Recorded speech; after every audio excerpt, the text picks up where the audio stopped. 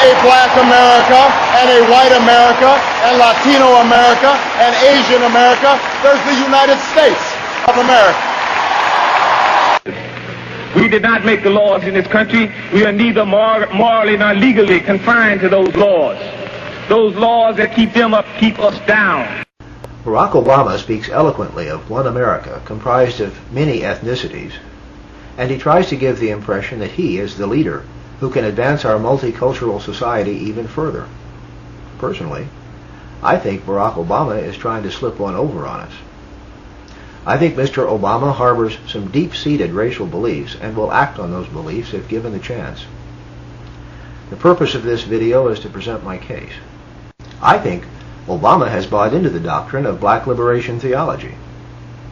He chose a church, the Trinity United Church of Christ in Chicago, that emphasizes black liberation theology in every aspect of church life.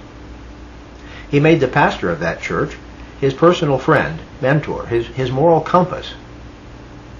That pastor, Jeremiah Wright, is an outspoken proponent of black liberation theology and an outspoken critic of America.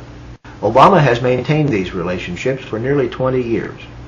It is impossible for him to have been unaware of the black liberation theology being taught by Wright and celebrated in his church.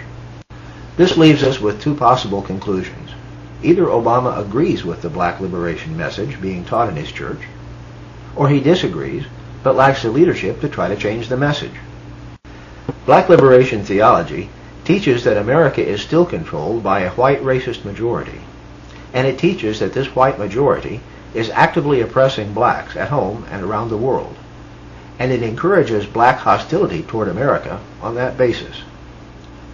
The following video clips were taken from recent sermons delivered by Jeremiah Wright at the Trinity United Church of Christ. Who cares about what a poor black man has to face every day in a country and a culture controlled by rich white people? Jesus was a poor black man who lived in a country and who lived in a culture that was controlled by rich white people. Barack knows what it means to be a black man living in a country and a culture that is controlled by rich white people.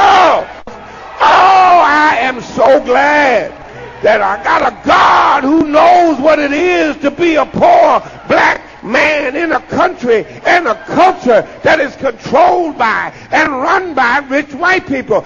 We have supported state terrorism against the Palestinians and black South Africans, and now we are indignant because the stuff we have done overseas is now brought right back into our own front yard. The government lied about inventing the HIV virus as a means of genocide against people of color. What's going on in white America, U.S. of KKKA? Black men turning on black men. That is fighting the wrong enemy. You both are the primary targets in an oppressive society that sees both of you as a dangerous threat. Gives them the drugs, builds bigger prisons, passes a 3-strike law, and then wants us to sing God Bless America? No, no, no. Not God Bless America. God damn America that's in the Bible for killing innocent people. God damn America for treating us citizens as less than human. God damn America as long as she tries to act like she is God and she is supreme. What you could not see so clearly in these clips was the enthusiastic response these words received from the congregation. Wright often received standing ovations. People were coming up to the podium and slapping him on the back in approval. Right on, brother! Stick it to Whitey! It is obvious that the congregation found Jeremiah Wright's words neither shocking nor unexpected. Clearly they have heard such words before. The excerpts shown here were clipped from DVDs offered for sale in the church's online bookstore. The views expressed by Jeremiah Wright in these sermons are totally representative of the black liberation theology his church proudly proclaims as the core of its religious doctrine.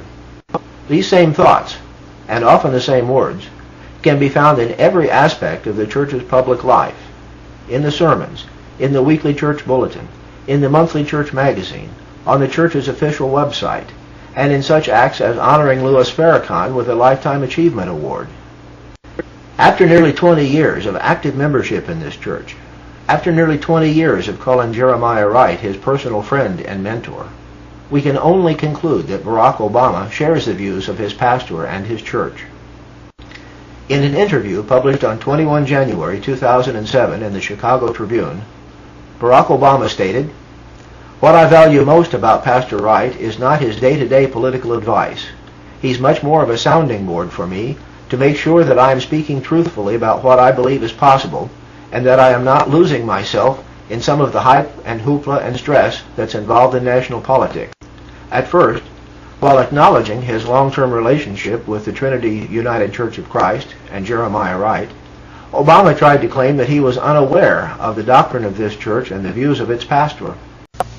You know, I've been a member since 1991 or 92, but I'd known Trinity even before. This is somebody who I'd known for 20 years. Pastor Wright has been a pastor for 30 years. You know, I won't say that I was a perfect attendee. I was regular in spurts because there were times where, you know, for example, our child had just been born, our first child, and so we didn't go as regularly then. None of these statements were ones that I had heard myself personally in the pews. One of them I had heard about after I had started running for president. If I had heard them repeated, I would have quit. But there was already too much contrary evidence available for that fairy tale to fly. Just days after making the sounding board statement, in which he praised Wright for his value as his moral compass, Obama disinvited Wright from making the public invocation at his campaign kickoff rally. In a subsequent published interview, Wright stated that Obama told him, "You can get kind of rough in the sermons, so what we've decided is that it's best for you not to be out there in public." With reports like that already available in the public domain, Obama had no choice but to admit that he knew of Wright's views and to disavow his statements. Did I know him to be an occasionally fierce critic of American domestic and foreign policy? Of course. Did I ever hear him make remarks that could be considered controversial while I sat in the church? Yes. But the remarks that have caused this recent firestorm weren't simply controversial.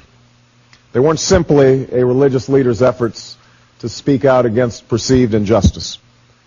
Instead, they expressed a profoundly distorted view of this country, a view that sees white racism as endemic and that elevates what is wrong with America above all that we know is right. And I agree with that last statement entirely.